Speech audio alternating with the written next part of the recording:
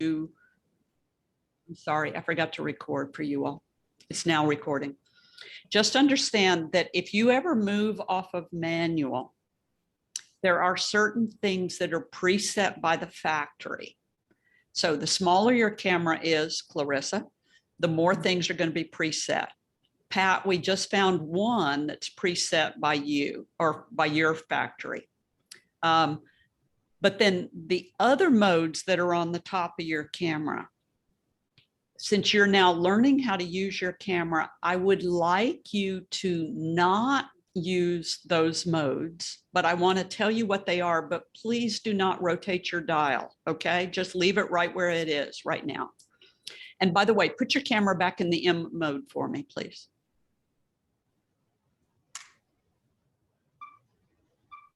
So up here on the top of your camera, and Clarissa, this is in your modes. You've got a whole bunch of these going across.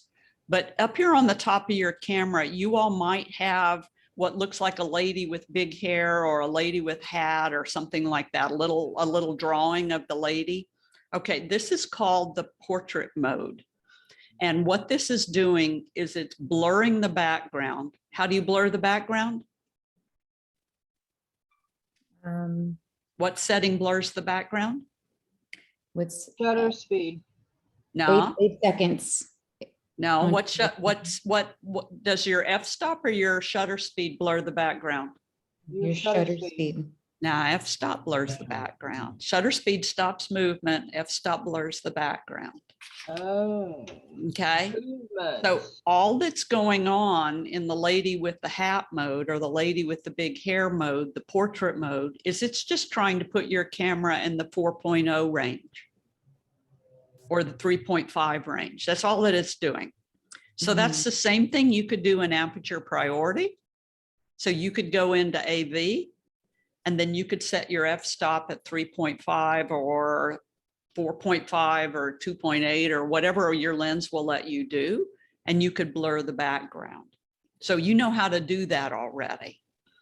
The other little icon up on the top there is the landscape mode. And what it's trying to do is put your f-stop at 22 or 32 and then balance the light meter. But you already know how to do that because you can do it in manual mode. If you're going to do a landscape picture, you set your f-stop to 22 or 32. Pat, you set your f-stop to 8, right? Yes. Good. So you already know how to do that landscape mode, so we don't need to do that. And then the little tulip mode is the macro mode. And the macro mode, once again, is going to try to make your background soft. So that's going to give you like a 4.0 f-stop or a 3.5 f-stop. And a lot of people think the macro mode is going to let your camera focus closer than it will. And that's not true either. Your lens determines how close you can focus. So if you would put your hand in front of your lens, hold your hand out, put your camera up to your face, please. And then focus on your hand. You might need to focus on your ring or something like that. And how close will your camera focus?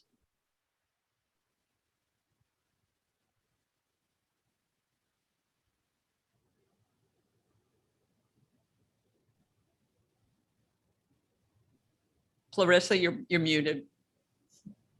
Sorry about that. I still have my flash on. That's Did you want me to okay. take a photo of my Pop your hand? flash down. Yeah, pop your flash down. Oh, and by the way, if you ever, Clarissa, if you ever want to turn your flash off, because you told me that it was flashing at you, you know, it was flashing on your homework, you can go in there and turn it off. That's how you Okay. turn it off. Okay. John, how close does your camera focus? Does your lens focus? About a foot. About a foot. Clarissa, how close does your lens focus?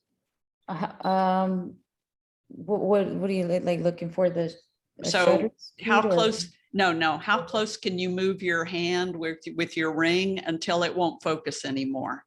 Got it. Yeah. Okay.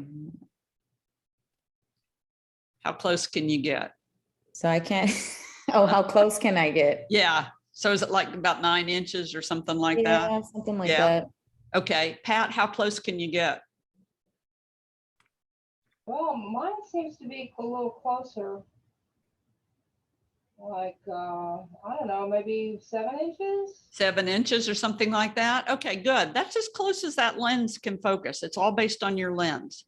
And if you rotate your camera around, I don't think this is on yours, Clarissa, but maybe it is. You will even underneath your lens, usually, you will see a little thing that says focuses to 0.9 inches or meters. It'll convert it to meters for you.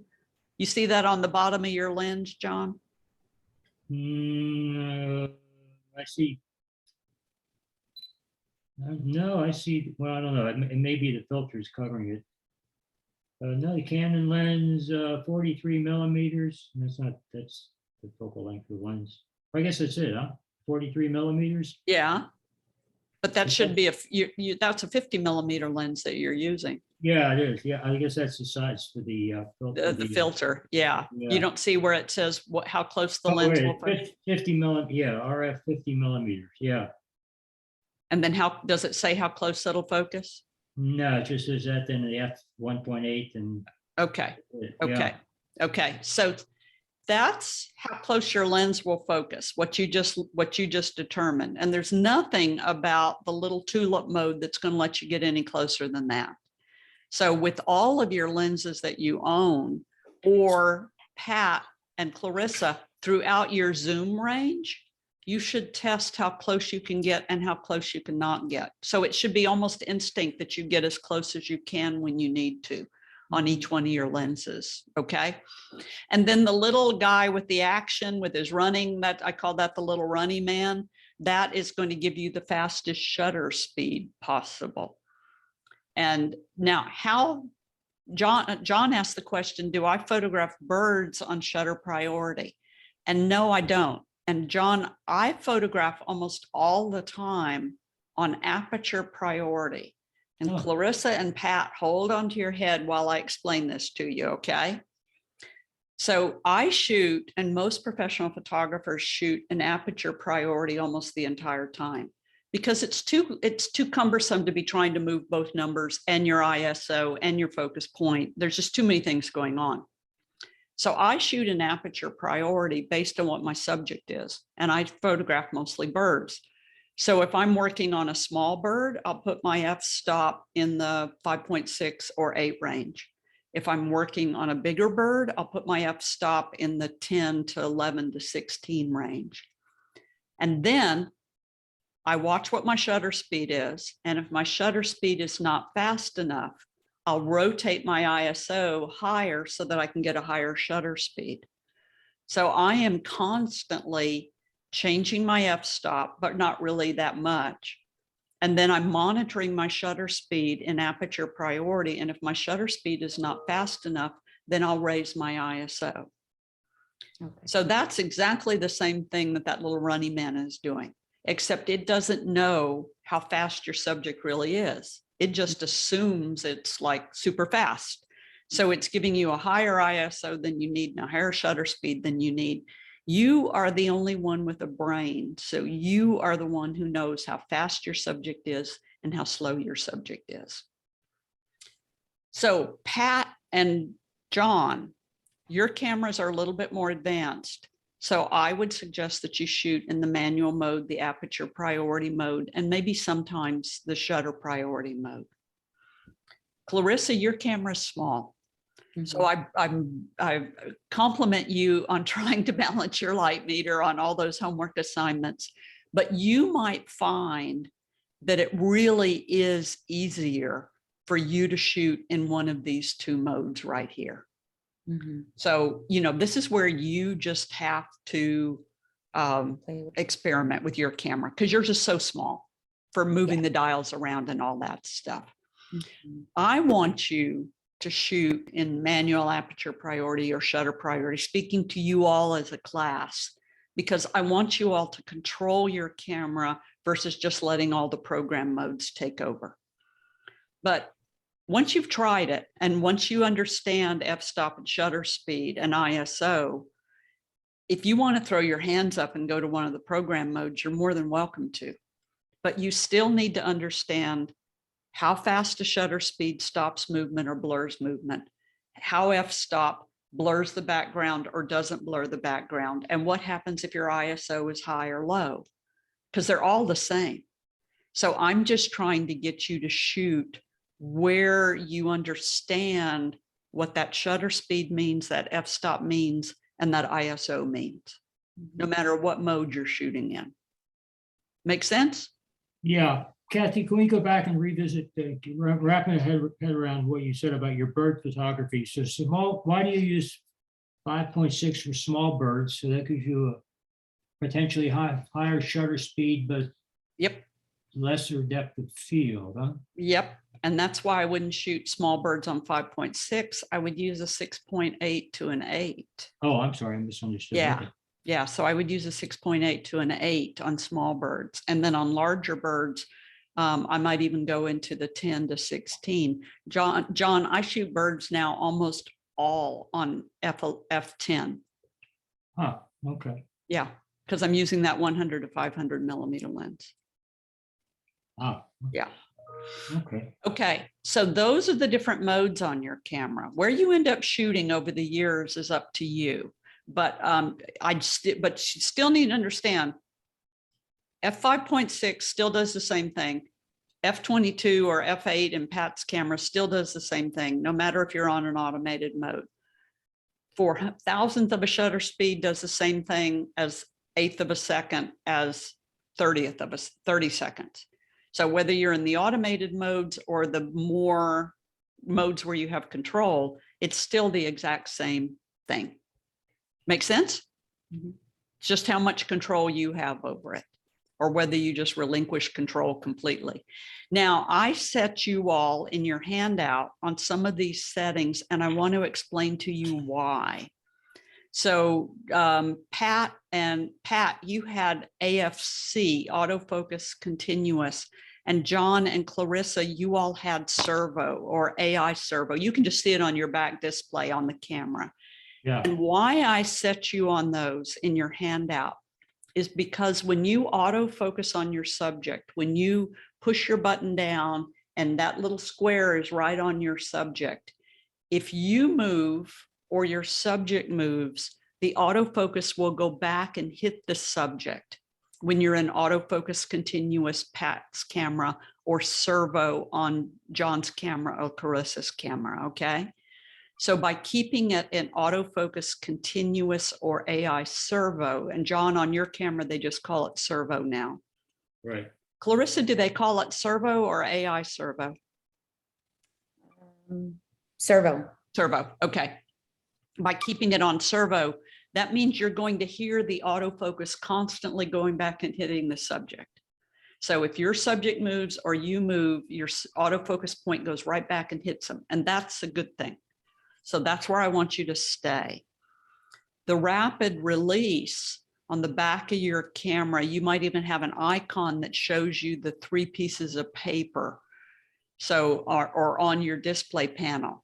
So that 3 pieces of paper, I've got you set on this one right here, right now, that 3 pieces of paper. That means that if you hold your button down, the camera will keep firing. So you've got your camera focused on your kid, and your kid is just giggling hysterically with the dog, and you've got the focus point on the kid's face. Why not just keep taking lots and lots of pictures? Because it might be not the first picture you took, but the 5th picture you took is the one where the kid and the dog are both smiling at each other. So that 3 pieces of paper on top of each other, that rapid release, allows you to keep taking pictures in the event that something's happening. John, you're a bird photographer like I am. So we've got that hawk on a branch and he leans over to poop. We know as bird watchers that that means that hawk's going to fly from that branch. Keep it on the 3 pieces of paper. And now when that hawk starts moving, we can just hold that button down and that camera will just keep firing. So kids coming across the finish line, you know, whatever it is. That's why we want to do that rapid release. Now, the 3 pieces of paper alone means that you can just take 1 picture at a time too, or when you want to, you can hold it down with your finger down and it'll continue to fire. Some of you might have, and I know, John, you have this on your camera, under that 3 pieces of paper icon, you've also got a 3 pieces of paper with an H. Maybe.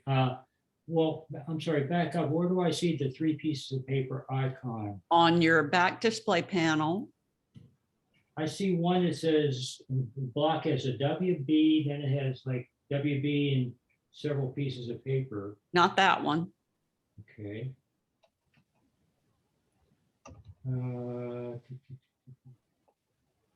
Kathy, can you take that thing off that says the meeting is being recorded? You have to say yes, My mouse isn't responding to that. because that's why your picture's not showing for us. You haven't given it authorization to record. Well, I'm trying to say continue with my mouse and it won't. It won't let you do it. Nope. And I don't know what it looks like on your end. Any help, Clarissa? I'm good. Yeah, you're Oh, good. Do y'all remember what you did to tell it okay? I just clicked on it. Yeah, just clicked on it. John, back of your camera, should be this one right here. See the 3 pieces of paper? Yeah, I see that, but I don't see it. Let's see. No, you can't see me, but anyway, yeah. Anyway, go look I'll for look it, it up. okay? Yeah. Okay, that should be Right. right where I showed you on that icon that I just showed you. Right here, John. Right next to your light meter button, between your servo button and your light meter button. Yeah, mine, there's nothing in between those two. It just says servo, then the light meter button right next to it. And then what's next to that, right here? Oh, I see. A single deal, we click on it. Okay, I got it. So I Good. want a high-speed continuous or, You just want it on the regular one. Yeah, I got it now. Okay. gotcha.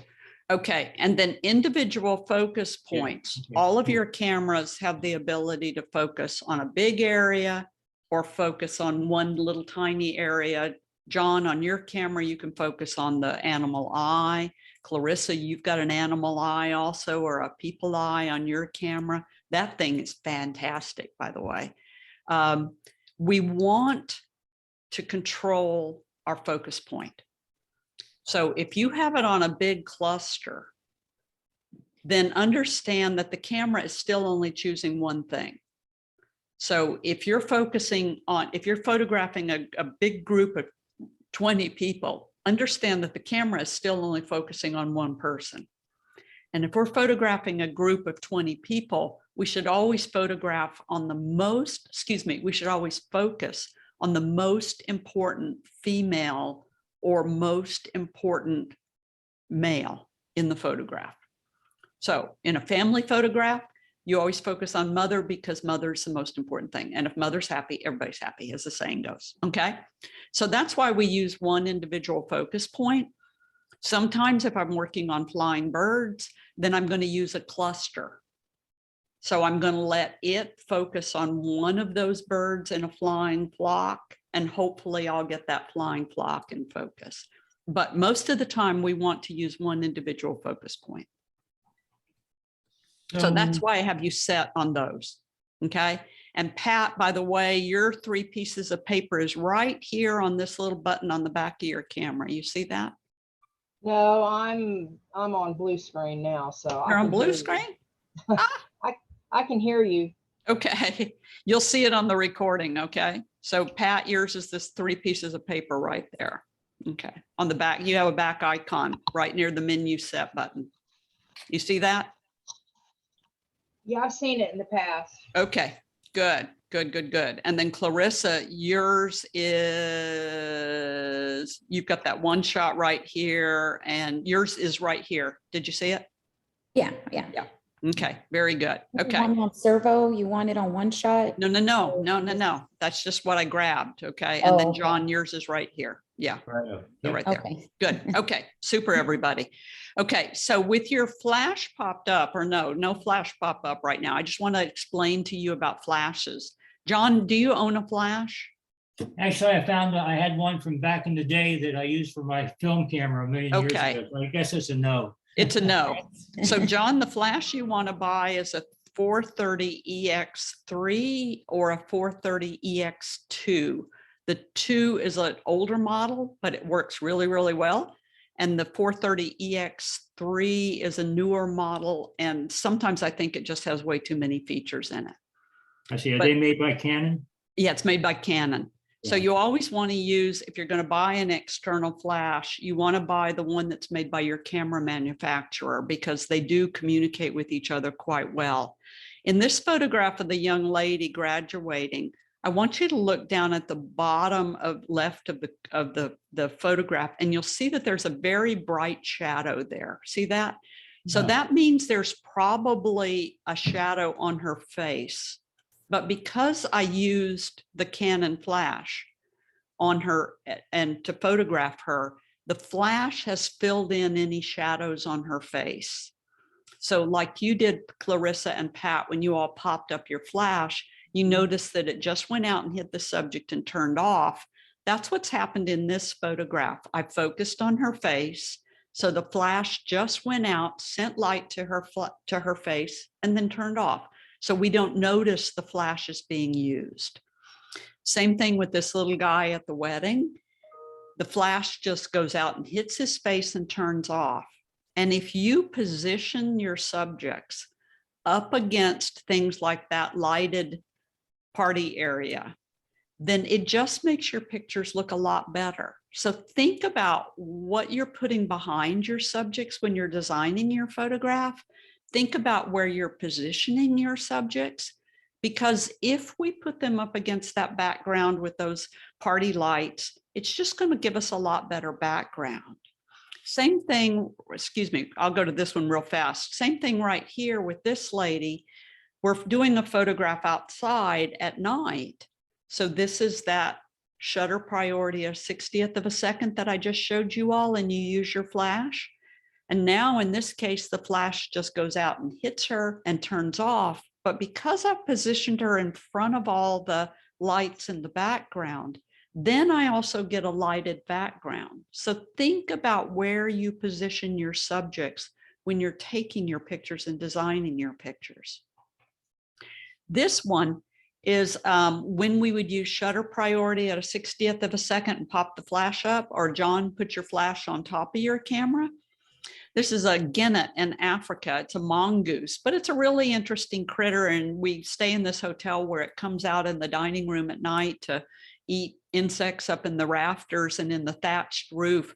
I'm not going to pass up taking a picture of this. This is a nocturnal animal. And so I'm not going to pass this up. So this is that shutter priority, 60th of a second. That'll stop this animal because it doesn't move very fast. Pop the flash up, or John, put the flash on your camera. And now when I focus on the animal, the flash knows how far to fire. And so we light the animal up, and then the background is going to go dark or light depending on how dark the environment is that we're photographing in. Mhm. Clarissa, your flash will go about 8 or 10 feet. It doesn't go very far.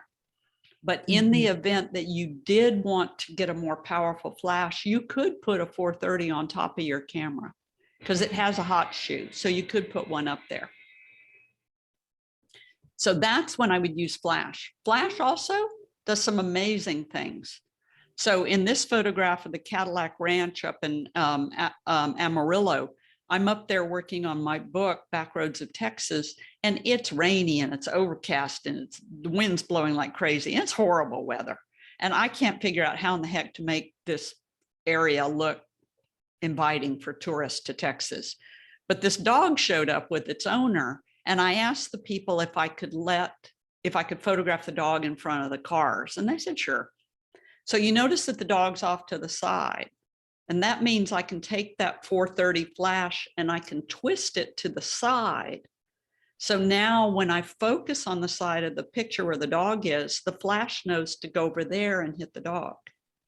The spillover of the flash lit up the metallic paint in the cars as just serendipity. So when I saw that, I thought, well, that's really cool. So then I took a lot more pictures with my flash on those cars to light up the metallic paint. So sometimes your flash does interesting things. So a flash is a good thing to have. And then this is called a reflector. So a 5-in-1 reflector is a round disc. It's silver on one side, gold on the other side. You twist it to put it in a little small case so it sits in your camera bag. But the reflector is right here on the lower left of this photograph. There's a window up here on the upper right, and the reflector is taking window light and reflecting it back up on the subject. And a reflector is very, very nice on the female face. It doesn't bring out wrinkles. It doesn't bring out, imperfections. So it's a very soft light. And this lady has got a very pink complexion, so we would use the silver on her. I'm more olive, so we would use the gold on me. Clarissa, we would probably use gold on you. So you use the gold or the silver depending on what tone you want. This is what the 5-in-1 reflector looks like, $29. Do you have one, Clarissa? No. No, it's $29 at Amazon. I use this a lot in garden photography. So I put it on, I reflect the light back on flowers, and I use it a lot in macro photography because it just adds a really, really nice reflected light coming back on your subjects. And then once again, it twists, it folds up into that little case, and then it's packed away when you don't need it. Hey, you're back, Pat. On my phone now. Okay, good. No problem. We got you back. Okay. So here's an example of the 5-in-1 reflector on that young lady in her graduation picture. So you see, as we're continuing to shoot, the light is just getting worse and worse and worse. It's just very intense. But by putting the reflector behind her, so it's sort of, in front, but off to the side, so it's right out of the picture, I'm reflecting light back up on her face and filling in some of those shadows. So that 5-in-1 reflector is a really nice way to add some light to a photograph. In your homework assignment for lesson 2, I'm telling you that you can also use a piece of a piece of cardboard covered with aluminum foil. You can use the windshield screen out of your car if you want to. So you can use anything that's highly reflective as a reflector. And if you find you like this light, then go ahead and order one, because it's just one of those camera gadgets you want to keep handy because sometimes you're going to use it. And then the next thing in photography is called flat to the film plane. Now, this isn't going to come up very often, but if you notice, the interior of this calla lily is out of focus and the little tip of the bloom is out of focus. You see that? So when I focused here at my 4.0, you notice I don't have very much depth of field. If you keep your camera absolutely parallel to your subject, so at a shallow depth of field, your depth of field is parallel to the camera. So if you tilt your camera like this, your depth of field goes like this. If you tilt your camera like this, your depth of field goes like this. Tilt your camera like this, tilt your camera like this. So your depth of field is absolutely parallel to the back of your camera. So if you want to maximize a shallow depth of field, so, John, for instance, you with that 50mm lens, or Pat, you with your 2.2 on your camera. If you want to maximize that shallow depth of field, then keep your camera absolutely parallel to the area that you want to be in focus. So if you're photographing the butterflies at the Cockrell Butterfly Center and you want to blow the background out, keep your camera absolutely parallel to that butterfly. And your depth of field is parallel to the back of the camera. So in this case, with the caiman down in Pantanal, Brazil, I'm focused on his nose at f8, which is kind of a fat depth of field. But you notice that the area in focus only goes down to the center of his snout. See that? So my f-stop doesn't allow me to get the entire head of the caiman in focus.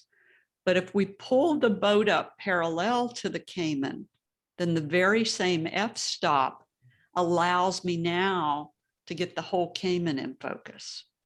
So your area in focus is flat to the back of the camera. So if you want to maximize that shallow depth of field, make sure you're absolutely parallel to your subject. Make sense? Good. Okay. And then tripods, I've talked about tripods a little bit here and there. This is the tripod I recommend that you buy. This is a MePhoto Globetrotter Classic carbon fiber. MePhoto Globetrotter Classic carbon fiber. I love this tripod. It costs $319. You can buy it from Best Buy. You can order it from Amazon, of course. It comes in a variety of different colors. So where this one is silver, mine is green. They also have a red one and a blue one and a gold one. And, you know, they have all different colors of them. But the neat thing about this tripod is it weighs 3 pounds. So it's not real heavy. It extends to about 5'8". So it's a nice tall tripod in the event that you need it. For me, I'm 5'6". By the time I put my camera on the top of it, I never even have to fully extend it. So it weighs 3 pounds, but when it completely folds up, it folds up to 1.5 feet long. So when I travel, this is the last thing that goes in my suitcase. So it doesn't take up a lot of room in my suitcase, and it doesn't weigh a lot in my suitcase. And then it comes with a ball head, which is what we want to use as photographers. And it comes with the best quality plate, which is called an Arca Swiss plate. And the plate screws onto the bottom of your camera, and then you just leave it there. You don't take it off. So the better plates that you can buy as an accessory Allen wrench onto your camera, and then therefore they never come off your camera. So you always have your tripod plate. John, that 100 to 500 that you're going to take to Alaska, you're going to put a plate on the tripod collar so that this big long lens fits in the middle on the tripod so that it's balanced. So you're going to need 2 plates, one for your camera body and one for your long lens. So Pardon? So 2.5, oh, for a different time? Well, but when you're using one on the lens, you don't need the one on the camera body, right? Right, but you don't want to be taking them off, because then what's going to happen is you're going to leave them at home when you need them. Got it. So that's why you just don't want to take them off. You just want to leave them on your camera, and that way they're always there.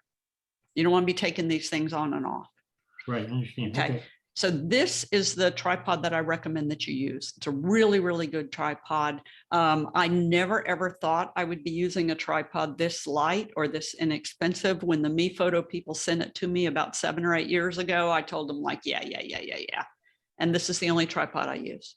So it's a really, really good tripod, very sturdy, very good. So lenses.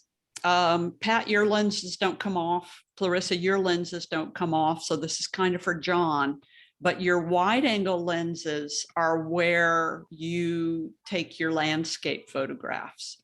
And so this is where you zoom all the way back, Pat and Clarissa, for you all. And a good landscape photo lens gets, if you took your arms and you stretched them all the way out from each shoulder, that's about the field of view of a good wide angle lens. And that's what we need for landscape photography. And a lens like this would be your 16 to 35, John, for you, or this would be your 15 to 35, either one that you would use in the RF lenses. And these lenses also, we shoot the camera angled up if we want to exaggerate the sky, and we angle the camera down if we want to exaggerate the foreground. So the same thing, Clarissa and Pat, when you all are zoomed all the way back and you're doing landscapes, if the sky is really good like it is in this photo, then angle the camera back a little bit and let it exaggerate, because that's what that wide angle does.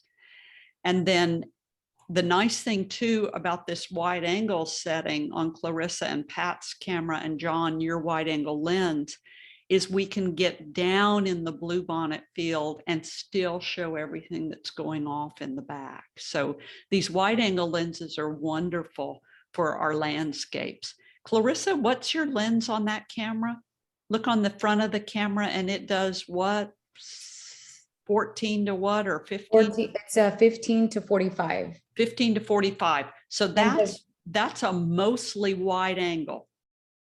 And then when Okay, you zoom out, that's pretty good. Oh, your lenses do come off. it does, yeah. Okay, so that means you can put other lenses on that. Thank you very much. Your handy assistant heard that you can't take lenses off. Yeah, you can. So that lens that you've got on there right now, Clarissa, that's good for interiors of homes. That's good for groups. That's good for the landscapes. And then if you put another lens on it, then it might be good for more portraits. Okay, you did good on that one, Clarissa. Thank your husband for that. That's a good camera. Pat, your lenses don't come off, correct? I guess not. Okay, I think yours is just an all-piece unit. Yes. And then your lens, Pat, on yours, read the numbers to me. They should be on the very front of the lens, looking straight into the lens. Well, 3.58 to 215. That, I don't think that.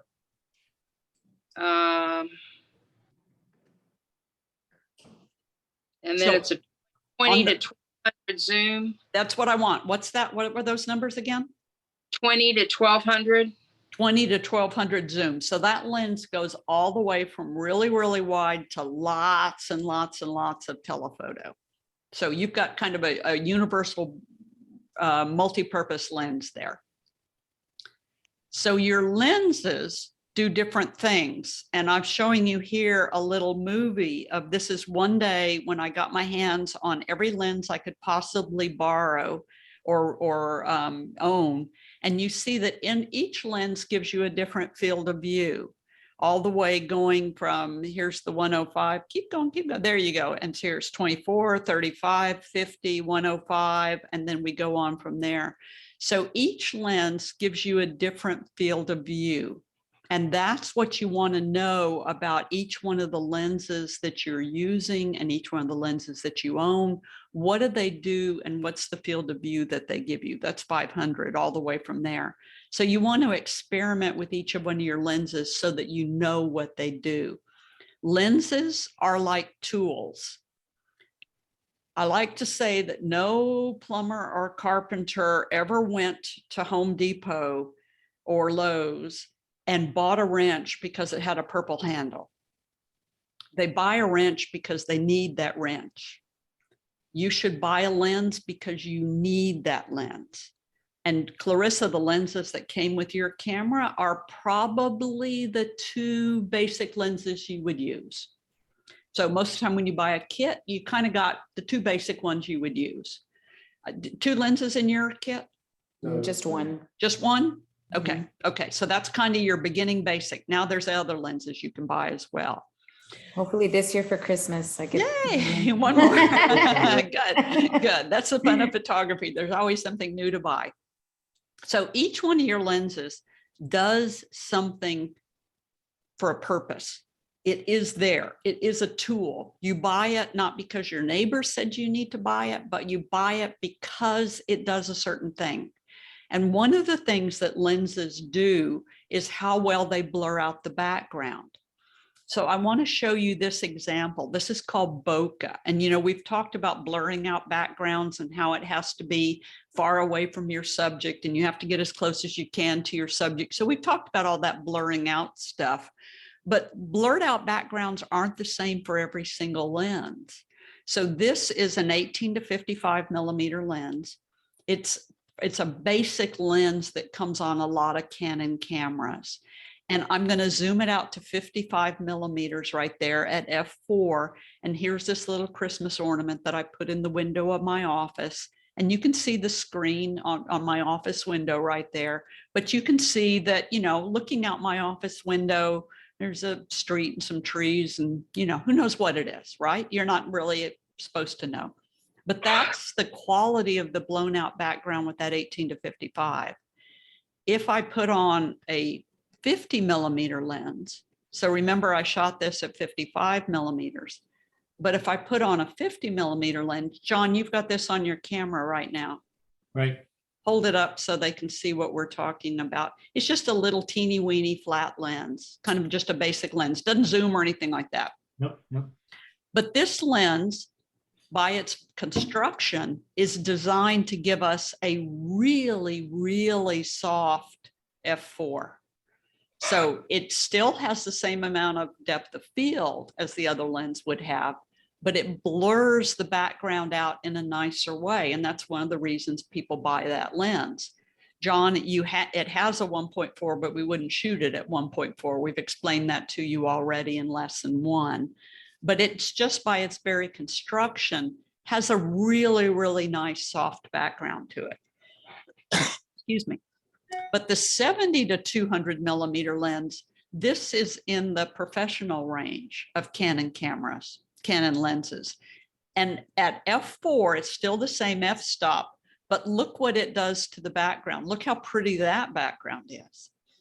So each one of your lenses is designed to give you a little bit different quality, clarity, whatever. So each lens is designed for a specific purpose. So if you buy a lens, make sure you're buying it for the right reason. People who buy this Canon 70 to 200 millimeter f4 lens, I love it. I just absolutely love it. But it's because it's got this magnificent, beautiful, blurry background to it. Soft, soft, soft, soft, soft, blurry background.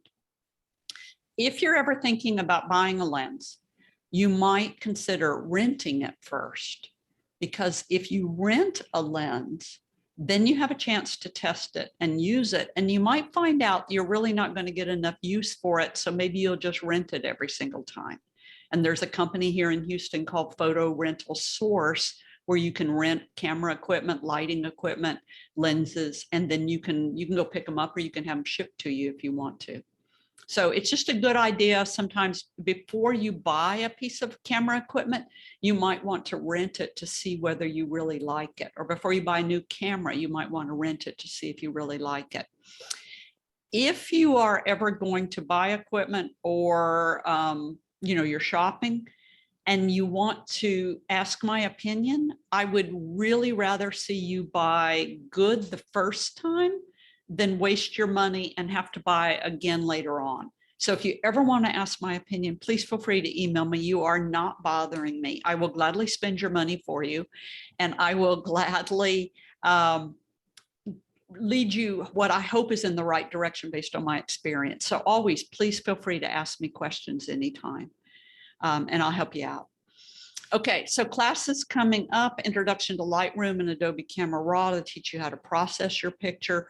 I've got a fun class called Intentional Camera Movement, which is where we take blurry photographs. Crystal ball was yesterday, so you missed that one, but I'll offer that again, where you take pictures through a crystal ball. That's fun. So always, feel free to take more classes as you go along. I can teach you a little bit more and a little bit more. You cannot learn photography all at one time. You're just constantly learning with photography. And if you want to travel with me, Costa Rica leaves in a week, but you can still get on it if you want to. Alaska whales, John's going with me on that one, and we've got 2 openings on that one to photograph whales in Alaska. Romania birds is photographing birds on the Danube Delta in Romania as they fly from Africa to Europe during migration. And then I have a workshop coming up in the Texas Hill Country. That's in March for birds. So there's all kinds of stuff coming up, and all that's on my website, and it's constantly changing.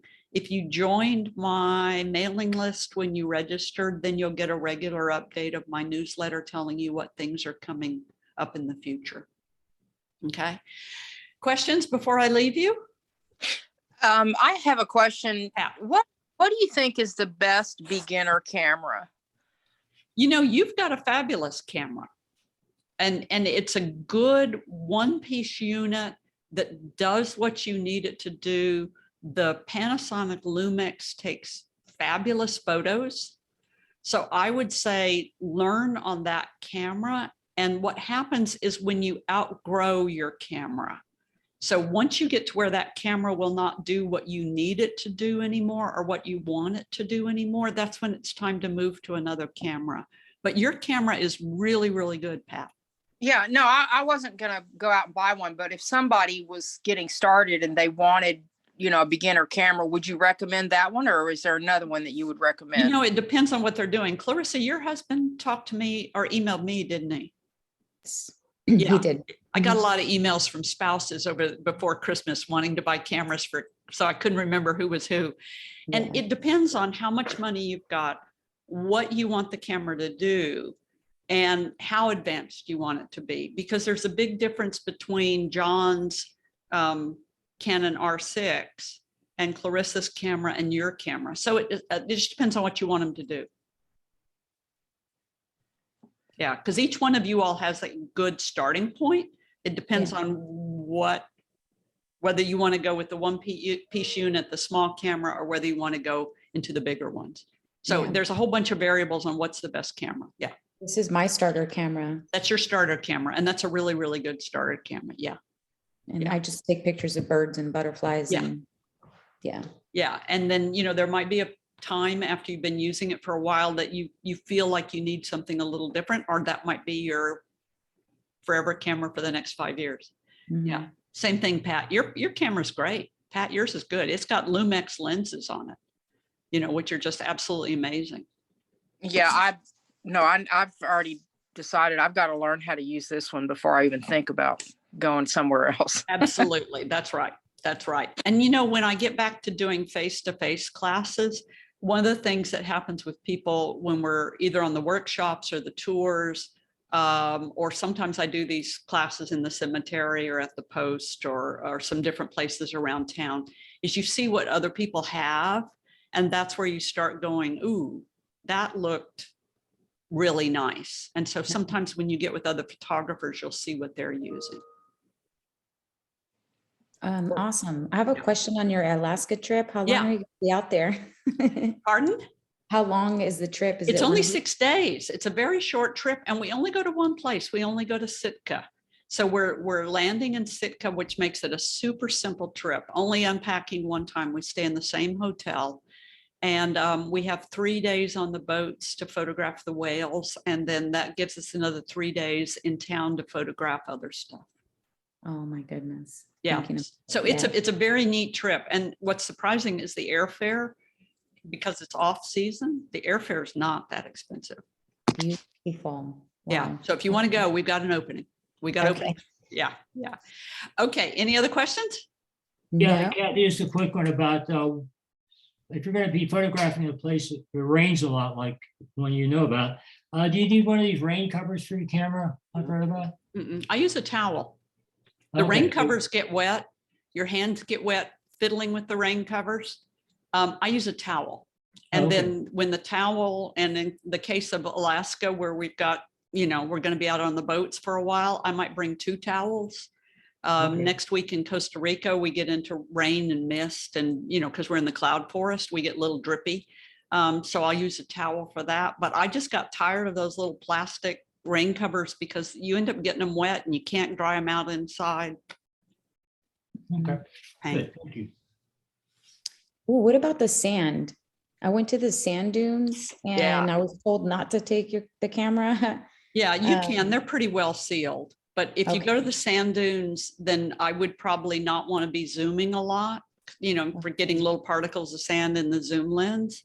Hmm. And then when I finished, I would make sure to take a good dry camel hair brush. I Mhm. saved some of those that I used to get with makeup, Mhm. because they got real fine bristles on them. And I use that to clean the camera off to make sure I've got all the dust and sand out of it. Okay. Yeah, Okay. no, you can take those cameras to sand dunes. Yeah. Just don't awesome. drop it in the sand. No. Oh my God. Any other questions? No. I thank you very much. It was a little harder because we had 3 different types of cameras, and so thank you all for being patient. I'll share the recording with you. I'm sorry I didn't get the very beginning recorded, but I'll share the recording with you. I hope to see you in another class one day soon. Register again. Let me keep teaching a little bit more, a little bit more, a little bit more. Come on back. Yes. Yeah. Yeah. Thank Okay. you so much, Kathy. Good. Thank you. And I learned a lot, so thanks. I'll see you all later. And if you've got any questions, remember to email me, okay? All right. Alrighty. sounds good. Thank you. Thanks, Thank you. guys. Bye-bye. Bye.